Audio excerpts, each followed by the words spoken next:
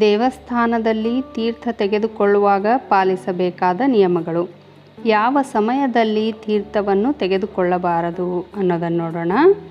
ದೇವಸ್ಥಾನ, ಪೂಜೆ ಹೀಗೆ ಯಾವುದೇ ಧಾರ್ಮಿಕ ಸ್ಥಳ ಅಥವಾ ಕಾರ್ಯಕ್ರಮಗಳಲ್ಲಿ ತೀರ್ಥ ಕೊಡುವುದು ವಾಡಿಕೆ.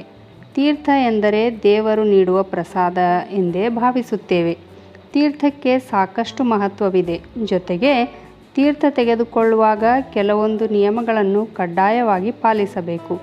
ದೇವಸ್ಥಾನಕ್ಕೆ ಹೋಗಿ ದೇವರ ದರ್ಶನ ಪಡೆದ ನಂತರ ತೀರ್ಥ ತೆಗೆದುಕೊಳ್ಳುವುದು ವಾಡಿಕೆ. ತೀರ್ಥ ತೆಗೆದುಕೊಳ್ಳದೆ ಬಹುಶಃ ಯಾರೂ ದೇವಸ್ಥಾನದಿಂದ ಹೊರಬರುವುದಿಲ್ಲ. ತೀರ್ಥಕ್ಕೆ ಹಿಂದೂ ಧರ್ಮದಲ್ಲಿ ವಿಶೇಷ ಪ್ರಾಧಾನ್ಯವಿದೆ. ತೀರ್ಥ ನಾನಾ ರೂಪದಲ್ಲಿ ಇರಬಹುದು, ಆದರೆ ಭಕ್ತಿ ಮಾತ್ರ ಒಂದೇ ಆಗಿರುತ್ತದೆ. ಹಿಂದೂ ಧಾರ್ಮಿಕ ನಂಬಿಕೆಗಳ ಪ್ರಕಾರ ತೀರ್ಥ ತೆಗೆದುಕೊಳ್ಳುವಾಗ ಕೆಲವು ನಿಯಮಗಳನ್ನು ಅನುಸರಿಸಬೇಕು. ಇದರಿಂದ ಮಾತ್ರ ದೇವರ ಅನುಗ್ರಹ ಸಿಗಲು ಸಾಧ್ಯ ಎನ್ನಲಾಗುತ್ತದೆ. ಹಸ್ತಗೋಕರ್ಣ ಮುದ್ರೆಯೊಂದಿಗೆ ತೀರ್ಥವನ್ನು ತೆಗೆದುಕೊಳ್ಳಬೇಕು. ಕೆಲವರು ಬಲಗೈಯಿಂದ ಮಾತ್ರ ತೀರ್ಥ ತೆಗೆದುಕೊಳ್ಳುತ್ತಾರೆ, ಆದರೆ ಹೀಗೆ ಮಾಡುವುದು ಕ್ರಮವಲ್ಲ.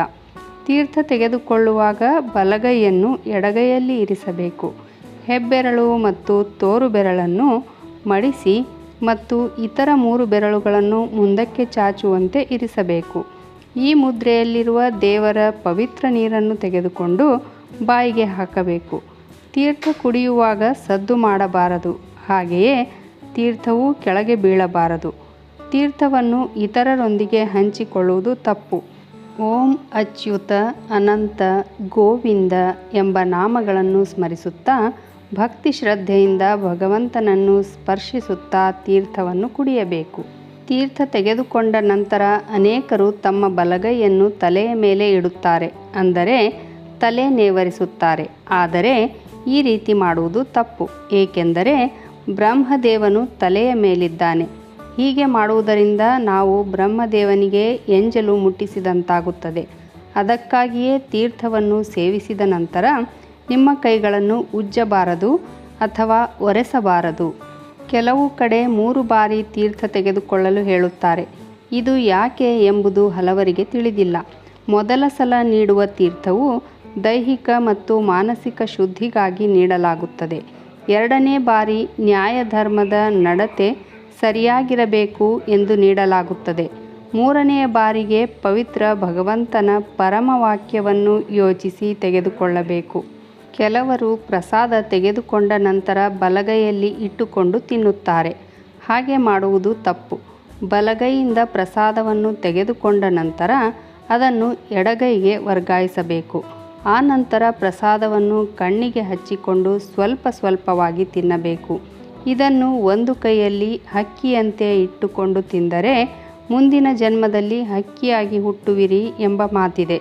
ಮಹಿಳೆಯರು ಸೀರೆ ಸೆರಗು ಒಡ್ಡಿ ಹೂವು, ಹಣ್ಣು, ಪ್ರಸಾದವನ್ನು ಸ್ವೀಕರಿಸಬೇಕು. ಯಾವಾಗ ತೀರ್ಥ ತೆಗೆದುಕೊಳ್ಳಬಾರದು? ದೇಹ ಅಶುದ್ಧವಾದಾಗ ತೀರ್ಥ ತೆಗೆದುಕೊಳ್ಳಬಾರದು. ಸ್ನಾನವನ್ನು ಮುಗಿಸದೆ ಮಲವಿಸರ್ಜನೆಯ ನಂತರ ಪಾದಗಳನ್ನು ತೊಳೆಯದೆ ತೀರ್ಥವನ್ನು ತೆಗೆದುಕೊಳ್ಳಬಾರದು. ಅದೊಂದು ಅಪವಿತ್ರ ಕೃತ್ಯ. ವಿಭೂತಿ ಮತ್ತು ಕುಂಕುಮ ಇಲ್ಲದಿದ್ದರೂ ತೀರ್ಥ ಪ್ರಸಾದಗಳನ್ನು ತೆಗೆದುಕೊಳ್ಳಬಾರದು. ಅದಕ್ಕಾಗಿಯೇ ದೇವಸ್ಥಾನಕ್ಕೆ ಹೋಗುವವರೆಲ್ಲರೂ ಮೊದಲು ಕುಂಕುಮ ತೆಗೆದುಕೊಂಡು ಹಣೆಗೆ ಬೊಟ್ಟು ಹಾಕುತ್ತಾರೆ. ಮಹಿಳೆಯರು ಮುಟ್ಟಿನ ಸಮಯದಲ್ಲಿಯೂ ತೀರ್ಥ ಮತ್ತು ಪ್ರಸಾದಗಳನ್ನು ಮುಟ್ಟಬಾರದು. ಪೂಜಾ ಕೋಣೆಯ ಕಡೆಗೆ ಹೋಗಬೇಡಿ. ತೀರ್ಥವನ್ನು 4 ರೀತಿಯಲ್ಲಿ ಹೇಳಲಾಗುತ್ತದೆ. ಮೊದಲನೆಯದು ಜಲತೀರ್ಥ, ಅಕಾಲಿಕ ಮರಣ ಮತ್ತು ಎಲ್ಲ ರೋಗಗಳಿಂದ ಮುಕ್ತಿ.